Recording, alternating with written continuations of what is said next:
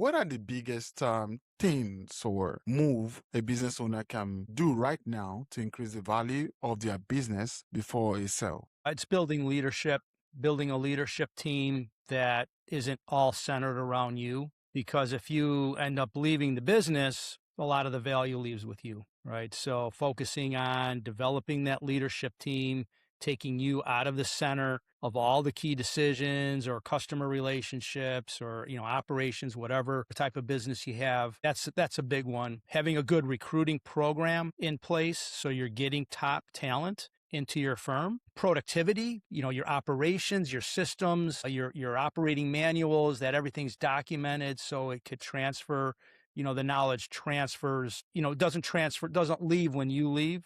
Mm-hmm. It stays with the enterprise, and that's a Systems. more valuable.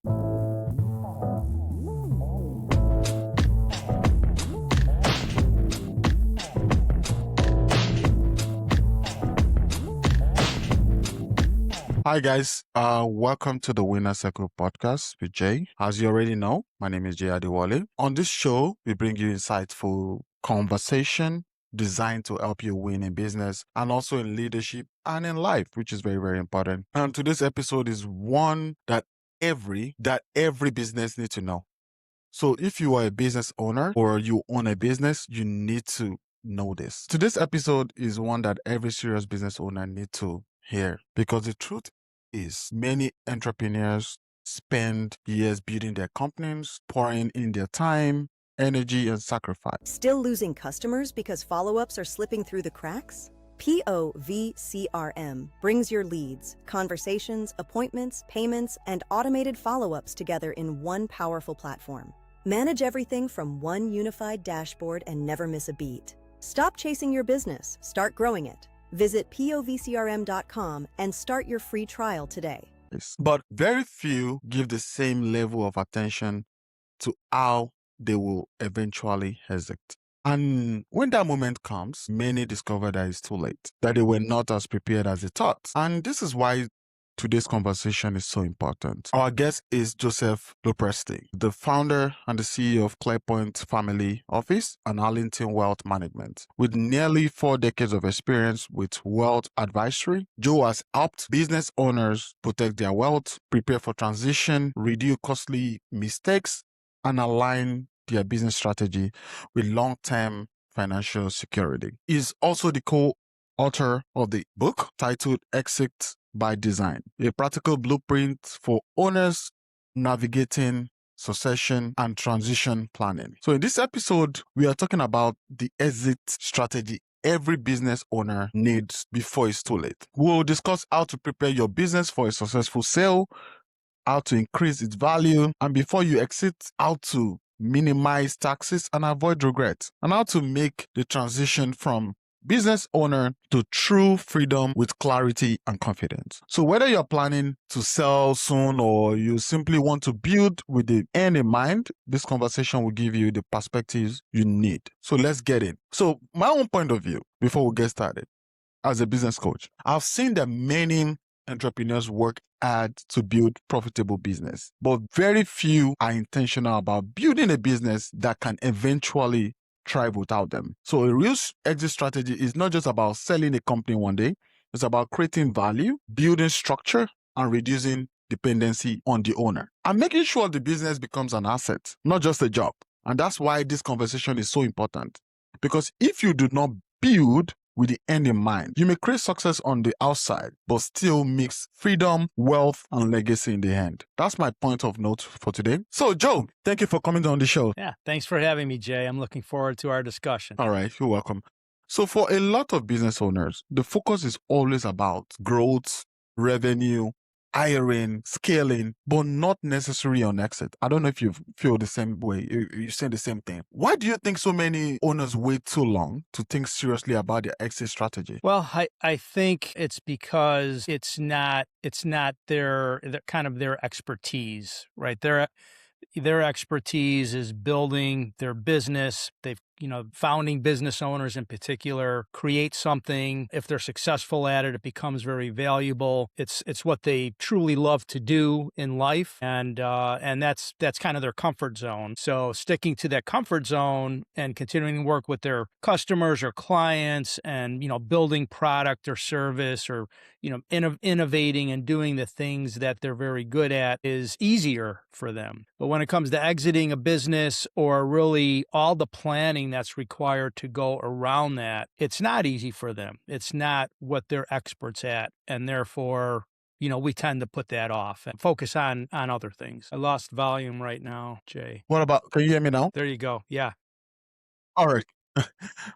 All right. So do you think is a lack of education, or is it denial, or they're just being too busy in the business? I think it's mostly that they're busy running the business, the day-to-day operations. Many founding business owners are really intertwined with the operations. They may be the lead rainmaker for the business. They may do most of the sales or hold the customer relationships. And it does take time. It takes time to plan around the end game, right? So if you think about, I like to think of it as, put it into a football analogy, that business owners are really good quarterbacks, taking their team down the field and growing and building value. And then when they get to about that 20-yard line, the red zone, that's where things start to get complicated, because they have to think about all the things that they haven't had to think about before. Things like, how do I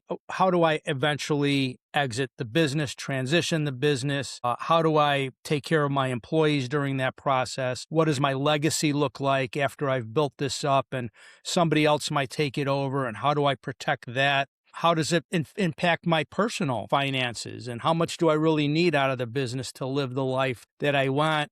How do I avoid paying too much taxes? All those things, transferring wealth to loved ones. There's so much that goes into that end game planning that it becomes very confusing in a sense for business owners. And then they're dealing with advisors that are siloed advisors, maybe an accountant on the taxes, maybe a financial advisor on the investments or the planning, maybe business consultants on the business.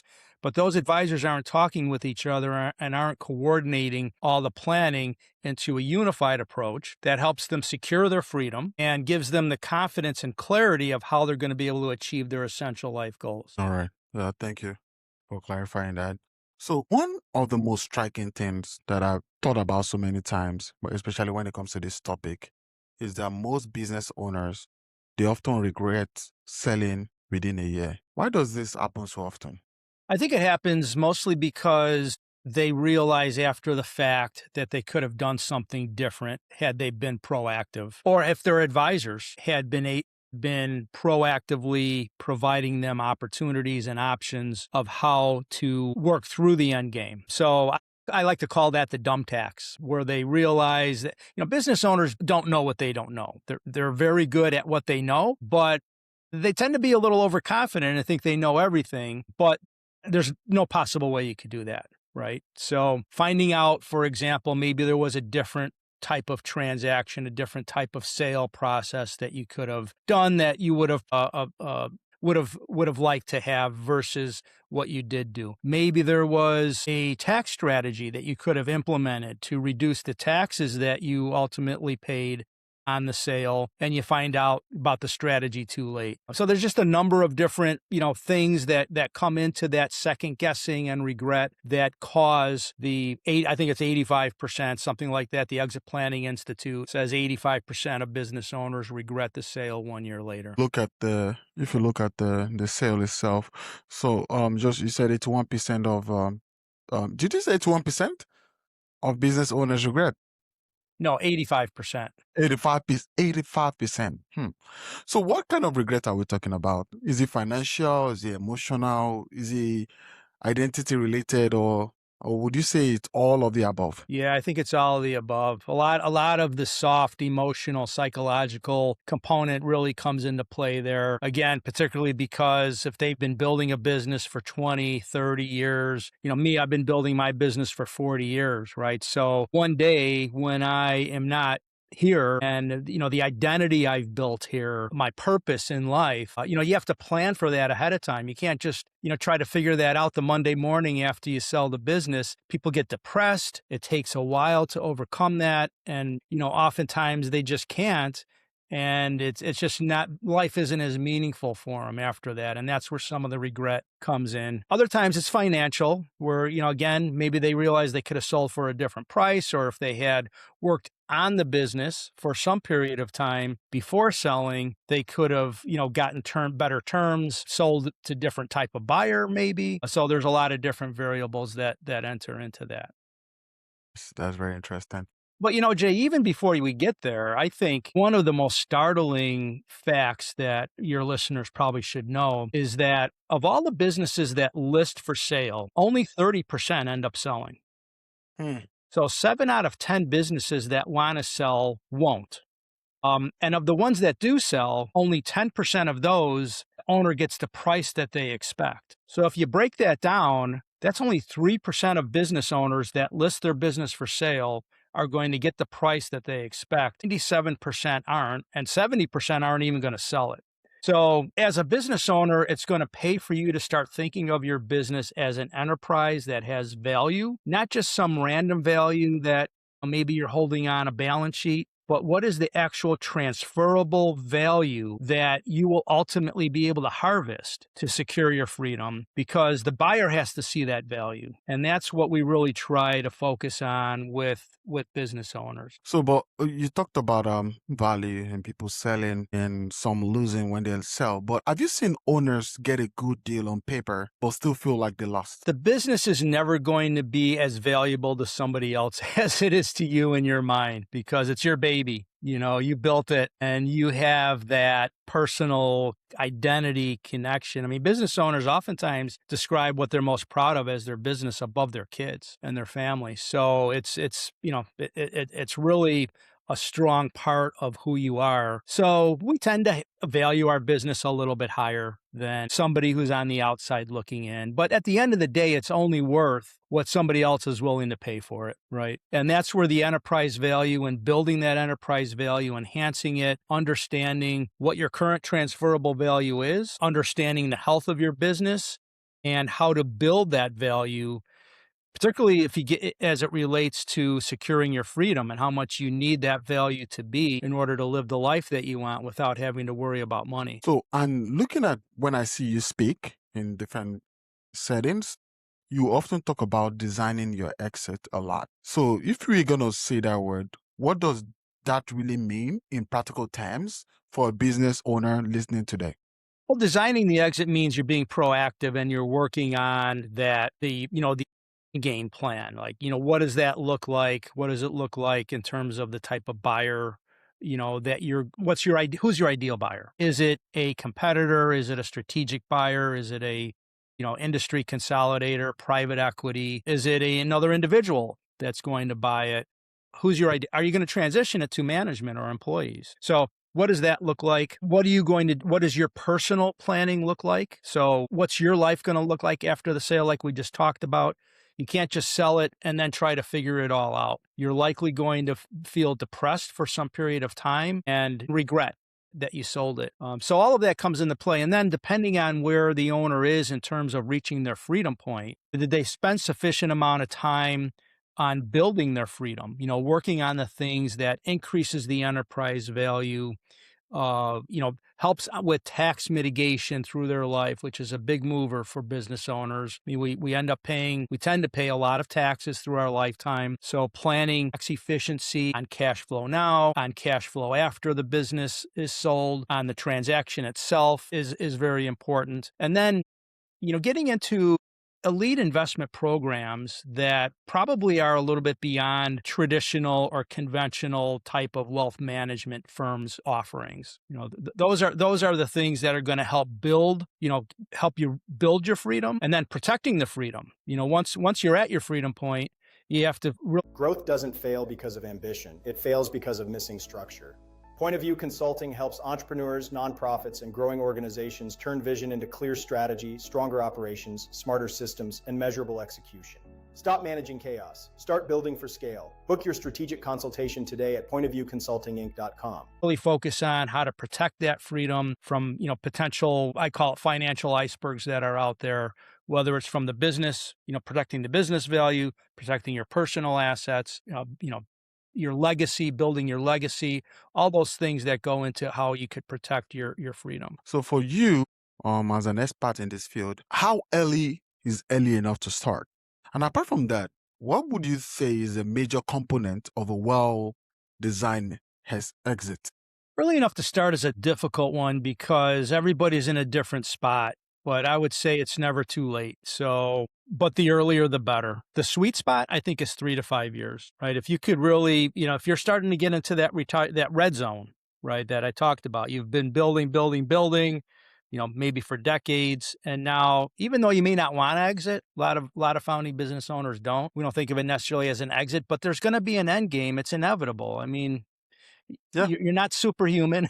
You're going to leave the business one way or another. That 3 to 5 year window is really an ideal time where you could accomplish a lot with planning on improving the business from an outsider's point of view that will increase the value that you get, and working on your personal planning to set things up to achieve all of your essential life goals with clarity and confidence. So now let's talk about value. I know when you're towards the exit time, you want to increase the value of your business. So what are the biggest things or move a business owner can do right now to increase the value of their business before a sale? It's building a leadership team that isn't all centered around you, because if you end up leaving the business, a lot of the value leaves with you, right? So focusing on developing that leadership team, taking you out of the center of all the key decisions or customer relationships or, operations, whatever type of business you have. That's a big one. Having a good recruiting program in place so you're getting top talent into your firm. Productivity, your operations, your systems, your operating manuals, that everything's documented so it could transfer, the knowledge transfers, doesn't leave when you leave. It stays with the enterprise, and that's a more valuable. And that, yes, the traditional things that us owners think about more, like, my sales, my financials, my revenues, my marketing, all those things are very important. So having a marketing program in place that brings in consistent, ideal leads, converting those leads. Are your finances in good order?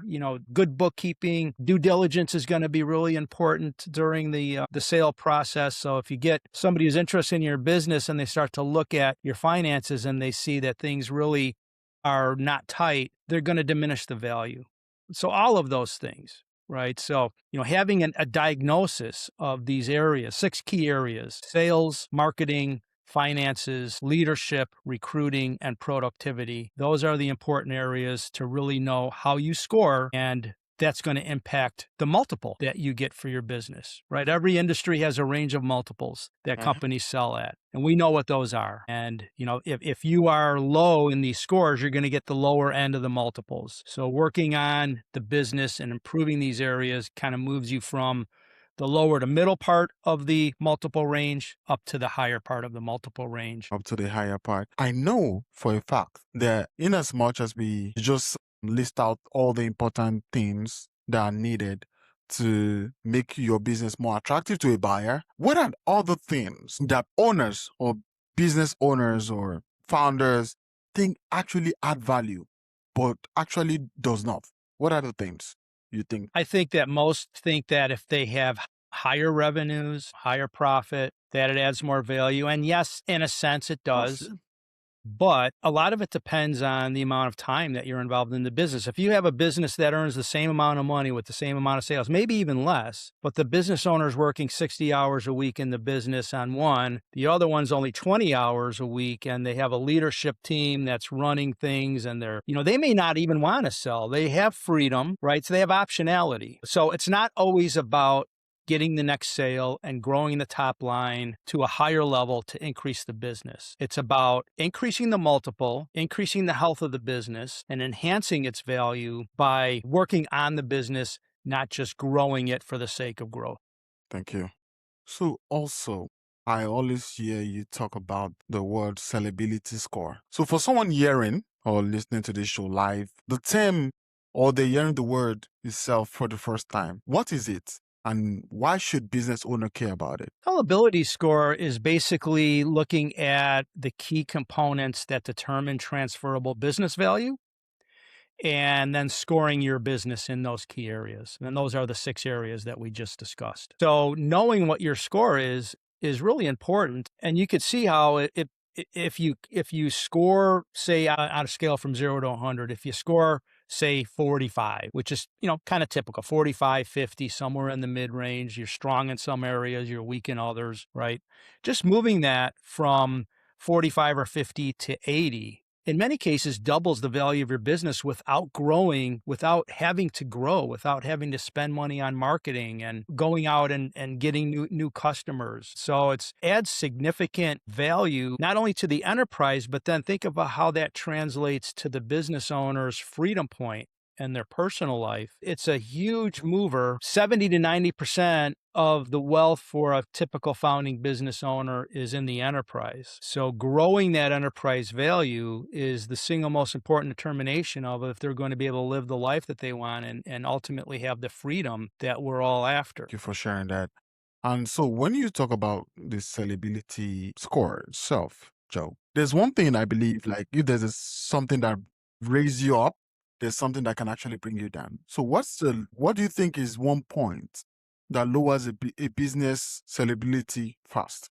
One point that brings it down or brings it up? Fast. Yeah, bring it down fast. Yeah, bring it down fast. Well, the biggest thing that brings it down fast is unexpected events, right? So 50% of all businesses sell unexpectedly from, what we call the 5 Ds: death, disability, divorce, partnership disputes, disasters, things like that. And that's one of the reasons why working on your enterprise value today and transferable value is important, because if one of those events happens to you, you're ultimately going to get a significantly reduced price if your business just doesn't have a lot of transferable value. It's kind of like a fire sale at that point. The buyers know that you don't have a lot of leverage at that point. So that, to me, is the biggest risk to a business owner, are one of the 5 Ds, and having kind of get forced out of the business. We call that exiting by default, right? Earlier, Jay, we brought up exit by design. Exit by design is having all of these areas covered and your business value strong. So 2 things. One of the 5 Ds happens, you're still going to get transferable value, or your family will. 2, sometimes we get unsolicited offers, unintended. Buyers want to buy our business, but once they dig in and they see this business really doesn't have a lot of transferable value, you're going to miss an opportunity in that case. So you mentioned about death, divorce. So that brought me to the idea of personal wealth versus business wealth, because I know a lot of entrepreneurs build their business as their main assets. So what are the risks of being too financially dependent on your business? Yeah, it's huge, because then that transferable wealth becomes even more important, right? Really, when it comes to planning for founding business owners, and what ClearPoint Family Office, what we designed the family office to do is to be the personal chief financial officer for the business owner, okay? We're not the CFO for the business. We're advocating for the owner, and we're making sure that all of the business planning and strategy is coordinated with the personal wealth planning into a unified approach, right? We know what their freedom point is, we know what their current enterprise value is, and we know how to help them build their enterprise value to close that gap. We call that the wealth gap. And then we know how to mitigate taxes in an advanced way in various over various time periods, elite investment planning approaches, investment management approaches, wealth transfer, asset protection, all of those things come into play for more of a comprehensive founding business owner's advisory need. So what would you say? How should owners think about separating business success from personal financial security? I mean, at what point should the founder begin building wealth outside of their business? So I think the big mindset shift that has to take place is to think about success in terms of you being able to live the life that you want, okay? And what does that take? What type of wealth does that require? And then the business strategy should be focused on that end game, right? And just so many business owners don't know what that is. So they're just growing for the sake of growth. And maybe they have some nice round number in mind that they want to grow to, but they really don't know if they're at their freedom point or what their freedom point is and how much more they have to grow. It's just so much more helpful to make strategic decisions on business success versus personal wealth success if you have this coordinated planning in place. And it just gives you, we call it the clarity experience. That's the first thing we do for founding business owners. Determine that enterprise value today, determine what the freedom point is, and then map out a strategic roadmap that's going to, close that gap and help you achieve the freedom that you ultimately want. That doesn't mean you have to sell at that point. It just means that you have options, right? And you want to treat your business a little bit differently once you've reached your freedom point. Thank you for that. So let's quickly talk about tax, because if you don't talk about tax in this conversation, that means you didn't do nothing. So one thing business owners often underestimate is taxes. They often do that. So when you say the word avoid the dumb tax, what do you mean by that? Well, the dumb tax isn't necessarily tax in the traditional sense of, paying an income tax on capital gain or income or what have you. That's just not knowing what they don't know and being educated on all things that are related to a transition or an end game. A lot of the things we talked about earlier. But when we get into specifically taxes and, when we're talking about exit on the transaction, that's probably the biggest bill that you're going to have in your lifetime is the tax on the sale of your business or the transition of your business. So proactively planning to reduce that, there are any number of ways to reduce the tax on capital gains. There are some ways to eliminate the tax on capital gains. Typically, your CPA isn't going to educate you on these because no one professional could know a 70,000 page tax code. Right. So our family office has about 20 different niche specialist tax planners. Some of them are tax attorneys. Some of them are CPAs that are just specialized in certain areas of the tax code. But what we want to do is just educate our clients on, here are your options. Here are ways to reduce your taxes on the sale of your business. Let's start educating you on those, say, 3 to 5 years beforehand, because some of these take time to set up: entity structure, setting up trusts, etc. You can't do it after the fact. You have to do it proactively. So thank you so much for sharing that information, especially when it comes to that tax word. So let's just put that to bed for now.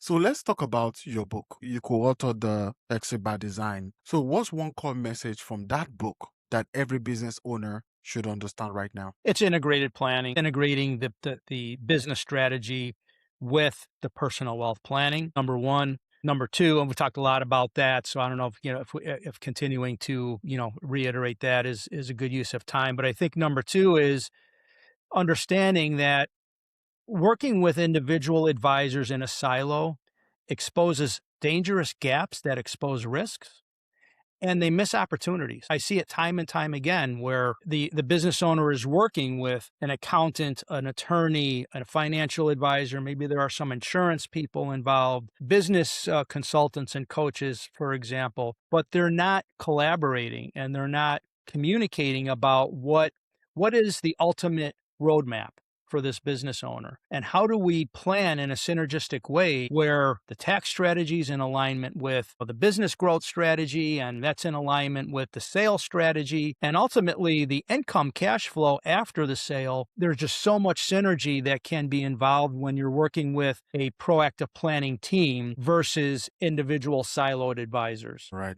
So one of our listeners sent a question in, talked about, you spoke a lot about freedom points. And the question is, what does that mean? And how should a business owner know when they have reached that point? So the freedom point is essentially, Your website is your hardest working employee. If it's not building trust and converting visitors, it's costing you growth. At Nixall Designs, we don't just build websites, we build business assets. We specialize in high-end website design, strategic redesigns, and high-converting landing pages. From custom e-commerce experiences to integrated lead capture systems, every pixel is shaped for performance. Our strategy-led approach ensures your brand identity is clear and credible across every device. We bridge the gap between creative design and the technical systems that drive real results. Stop settling for a website that just exists. Start growing with a digital presence built to convert. Look credible. Grow confidently. Book your free consultation today at nwixalldesigns.com. When you've accumulated enough wealth in transferable business value and then assets outside of the business to be able to live the life that you want, right? So the first step in knowing what that is let's create the vision. What is the life that you want? What type of income are you going to need? What type of goals do you want to achieve? Whether it's, taking care of the family, your own lifestyle, get that all laid out. And then it's very difficult for a business owner to know that with unsophisticated planning. Many are trying to do it with rule of thumb planning or just using some, common sense. Like you hear about the 4% rule. Well, if I need $400,000 a year and I build my business and, I build my wealth up to 10 million, I should be okay. Maybe, maybe not. You need more sophisticated planning tools. We do a lifetime cash flow plan that's very sophisticated for each business owner so they could see clearly, where they are, what they need, what's the confidence that they're going to be able to live the life that they want. Then all the planning is centered around that. Where do I need to grow the business to? What do I need to increase the enterprise value to? How do I cut taxes to make this look better? How do I invest better to grow my wealth outside my business better? How do I transfer wealth to take care of my family in a way that I want to? And then ultimately, too many business owners don't focus on risk mitigation. We want to make sure that catastrophic financial iceberg type of event doesn't happen to you. So we really have to focus on asset protection as well. So you just mentioned how to transfer your wealth, create a legacy for your family. You said that just right now. How should they think about succession plan? How should they be able to achieve that word you just mentioned now? The legacy planning, Yes, wealth correct. transfer. Yeah. Yes. Every business owner is different there. Some are very much focused on family. We kind of call them a psychographic of family stewards. That's like their main thing that money does for them. Others are more into their own personal freedom and think about whatever's left for the kids, is after I'm done. So it just all depends. But what we really want to do is get the vision out and know, what they want to do for their family and then build that into the plan and build that into their freedom point too. Because freedom isn't just about finances. It's about, ultimately living the life that you want, having the purpose in life that you want, freedom of purpose, how you're spending your time, who you're spending your time with. All of those things go into freedom. And it's not all about just building enough money to sell and then, sit on a beach, right, for decades. That's very rare for a business owner to really think of it. That's their ideal life. There's a lot else involved that they want to do. And getting that out, getting that vision out, and then building, the freedom point around that is really important. And getting them the clarity to see, okay, this is what it's going to take. And then the planning, okay, let's build the business value. Here's what I need to do to build the business value, the enterprise transferable value. Here's my timeline. Getting all that planning in place and coordinated is very difficult. And what happens is they try to be the quarterback of everything, and it's just not what they're good at. It takes the offensive coordinator right on a football team to coordinate everybody. Otherwise, you got the running back who wants to do one thing, the tight end wants to do something different, the quarterback's running around. You need a coordinator, and that's where that personal CFO comes in. Thank you so much. So now as we begin to round off, I know there are a lot of business owners right now, they are listening, and they've realized that they have not prepared at all. Most of them are like, well, what's this exit plan? I didn't know about it. I thought probably you have to do that months before you sell, not years before you sell. So what are the first 3 steps they should take after this episode? The first 3 steps, did you say? Yes. Yeah. So the first step I would do is really understand the transferable value of your business today, because that's the starting point. Second step is determine what your freedom point is, because that's the gap. Then the third step is building a strategic roadmap that's going to close the gap from value today to what the value you need it to be. Those are really, in a nutshell, those are the 3 steps that I would take to really start on that path of securing your freedom. So much, Joe. So now, after nearly 4 decades in wealth advisory, what have you learned about wealth, business, and legacy that stayed with you the most? That's a good question. That stayed with me the most. I think it's determining getting a clear picture on what you're trying to achieve. It's not just about building more. It's not just about more wealth, more assets, more sales in business, more profit in business. What is that ultimately going to end up doing for you and the people you care about the most? That's important. Because other than if you don't have that, then you're just shooting in the dark and making decisions that aren't strategically focused on achieving the life that you ultimately want to realize. So one last question, and we'll just go to the rapid fire questions. So for the business owner who is successful on paper but has not prepared for the future, what's the one message you want them to remember before it becomes too late? Understand what your transferable business value is, not just some value that you have in mind, or maybe your accountant told you that the business is worth this, or you read about in an industry journal that this is the rough valuations of businesses in your industry. All of that is good, kind of starting point, but what is the business worth to somebody else based on its health today? Understand that. And then all of your strategic decisions should be based on getting that value to where you need it to be. And if you're already there, and a lot of times we find that business owners are there, they don't even know it, and they want to keep growing. And we look at their business and they're exposed to too much risk, and we try to scale them back, and we say, listen, let's get all of your risk mitigation. Let's protect this value because you're at your freedom. Now you're risking your freedom, not just some value on your balance sheet, right? So everybody's in a different spot. Understanding where that spot is, and then getting all of your strategic decisions made around that is where I would focus as a business owner. So much.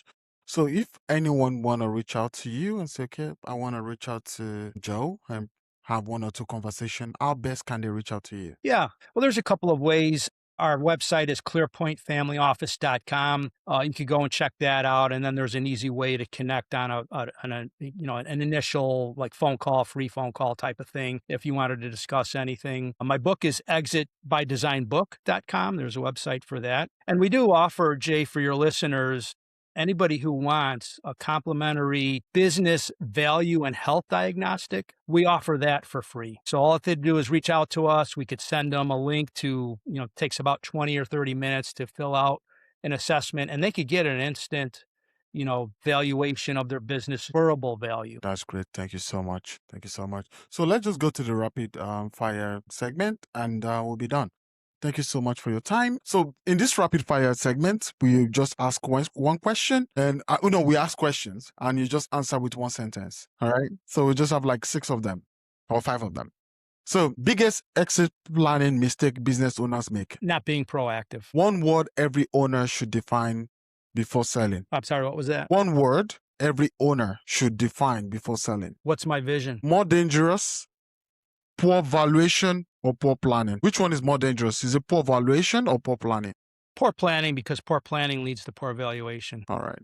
So build to sell or build to keep? Depends where you are in your freedom point. So legacy means what to you in one sentence? It's the life I want for me, my business, and my family. Thank you so much. So I would say this is an incredible, important conversation, and I hope it challenges everyone listening to this to think differently about the future of their business. So one of the biggest takeaway from today's episode is that an exit should never be left to chance. So if you wait until the last minute, month before to think about selling your business or protecting your wealth or planning your next chapter, you may already be too late. So the best exits are intentional, strategic, and designed well in advance.